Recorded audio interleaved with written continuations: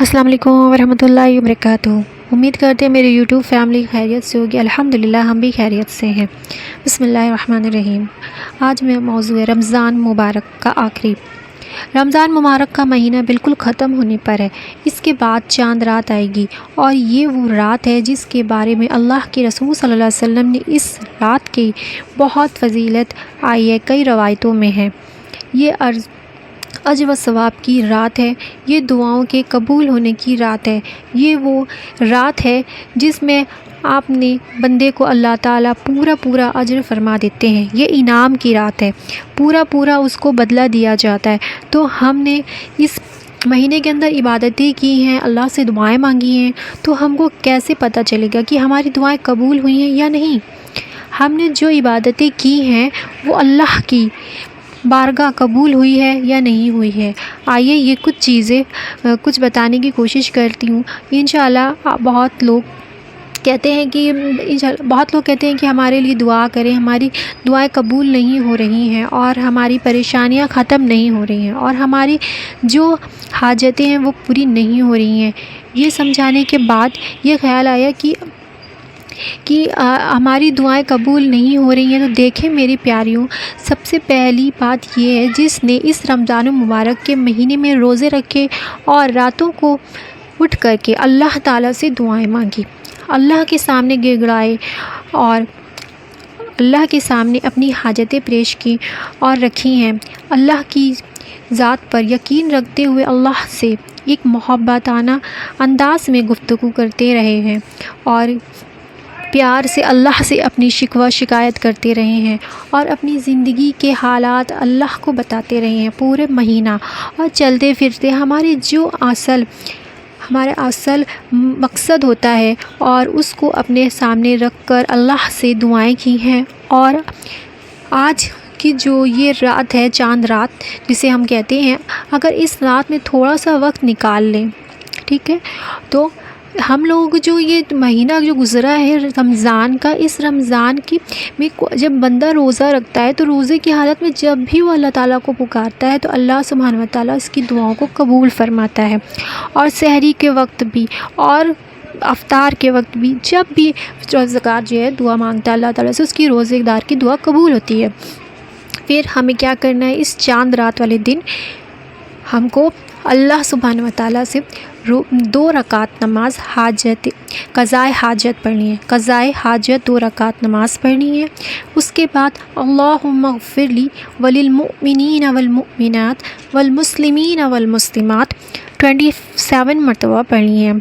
ठीक, इसके मीनिंग्स ये हैं कि अल्लाहुम्मा ग़फ़िरली, ए अल्लाह मुझे बख्श दे और सारे मुसलमान मोमिन औरतों को और मुसलमान मर्द और औरतों को बख्श दे।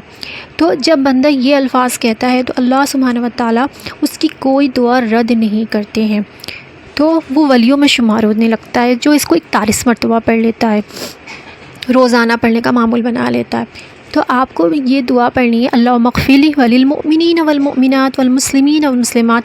अल्लाह ताला कहेंगे अपनी तो बख्शिश मांग ही रहा है, इस दुनिया में जितने मर्द और औरत हैं, मुसलमान बंदे बंदियाँ हैं, मोमिन बंदे बंदियाँ हैं, उनकी तरफ से भी इस्तग़फ़ार कर रहा है तो उसके अमाल में उसके बराबर नेकियां लिख दी जाती हैं।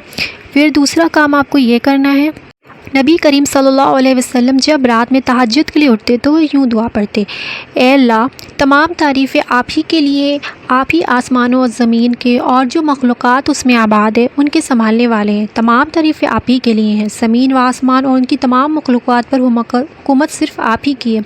तमाम तारीफ़ें आप ही के लिए, आप ज़मीन व आसमान के रोशन करने वाले हैं। तमाम तारीफ़ें आप ही के लिए, आप ज़मीन व आसमान के बादशाह हैं। तमाम तारीफ़ें आप ही के लिए, असल वजूद आपका है, आपका वादा हक़ है, टल नहीं सकता, आपसे मुलाकात ज़रूर होगी, आपका फरमान हक़, जन्नत का वजूद हक़ है, जहन्नम का वजूद हक़ है, सारे अलैहिस्सलाम बरहक़ है, मोहम्मद सल्लल्लाहु अलैहि वसल्लम बरहक़ है और क़यामत ज़रूर आएगी।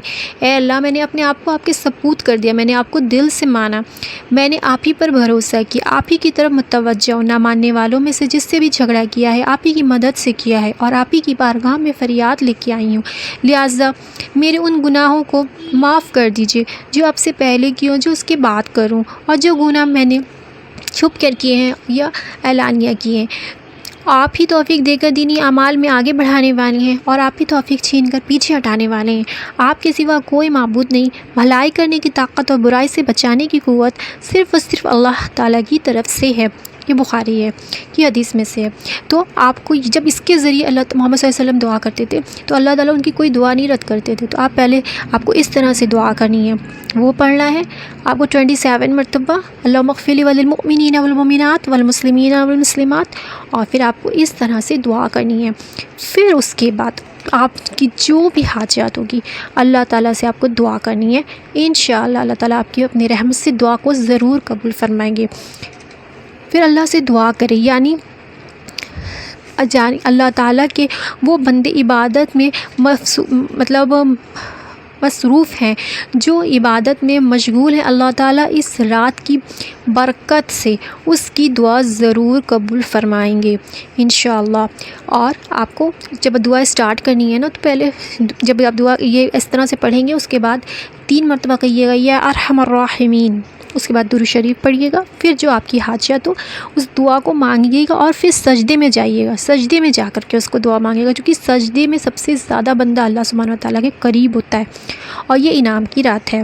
دوسری بات یوں محسوس ہوتی ہے کہ کبھی کبھار حاجت پوری نہیں ہو رہی ہے، اس کا مطلب یہ نہیں کہ ہمارے دعائیں قبول نہیں ہو رہی ہیں۔ یہ رمضان مبارک کا مہینہ، پھر اس میں راتوں کی تہجد، راتوں کی نوافل اور تنہائی کی دعائیں، اور پھر اللہ کے سامنے گڑگڑانا، پھر آنسو بہانا، اور چاند رات میں بھی ایک اللہ کی امید لگانا، اور بندہ بیٹھا ہے، یہ آخری دن ہے کہ اے اللہ، یہ فضیلت و برکت کی گھڑی کے اعتبار سے آخری دن ہے، یہ آخری دن ہے، اس کے اندر میری جو بھی دعا ہے قبول فرما لے، تو اللہ تعالیٰ اپنے بندے کی دعا ضرور قبول فرمائیں گے۔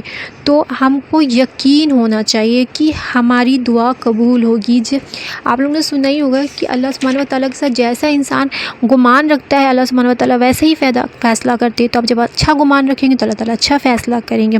جو بھی آپ کی حاجت آپ کو پیش آئے، فار ایگزامپل جیسے اگر کوئی اپنی صحت سے پریشان ہے تو اللہ سے صحت کی دعا مانگے، اگر کوئی اپنی اولاد سے پریشان ہے تو اپنی اولاد کی بہتری کے لیے دعا مانگے، اگر کسی کی اولاد نہیں ہے تو وہ نیک صالحہ اولاد کی دعا کرے، اگر کسی کے اوپر قرض ہے تو اللہ تعالیٰ سے قرض کی ادائیگی کے لیے دعا کرے، کوئی مالی پریشانی کا شکار ہے یا کوئی جسمانی پریشانی کا شکار ہے، تو جو بھی آپ کی پرابلم ہے، جو بھی آپ کی حاجت ہے، تو اب اللہ تعالیٰ کے سامنے رکھ دیجئے، مانگے، انشاءاللہ ملے گا۔ کیونکہ جب رسول صلی اللہ علیہ وسلم نے خود فرما دیا ہے اس رات کی فضیلت انہوں نے بتا دی ہے، تو اس کے بعد تو کوئی بات ہی نہیں بچتی جو کہ چاند رات ہے نہ قبول ہوگی۔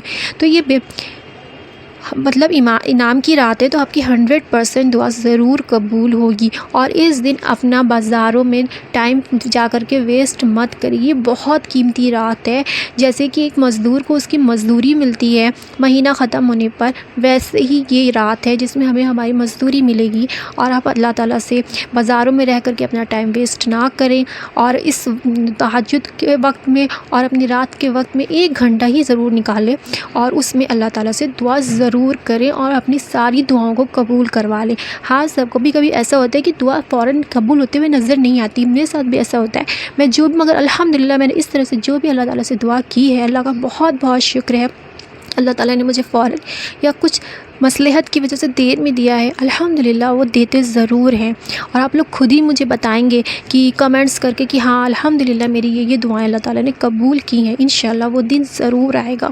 اور اپنے دعاؤں میں فلسطین کے مسلمانوں کو ضرور یاد رکھیں، اور یہ دعا ضرور کریے گا کہ یا اللہ ہم پر ایسا حکمران نافذ مت کیجئے جو ہمارے بارے میں آپ سے نہ ڈرے۔ پلیز اس دعا کو بھی اپنی دعا میں ضرور یاد رکھیے گا۔ انشاءاللہ اپنی ویڈیو کا اختتام کرتے ہیں۔ السلام علیکم ورحمۃ اللہ وبرکاتہ۔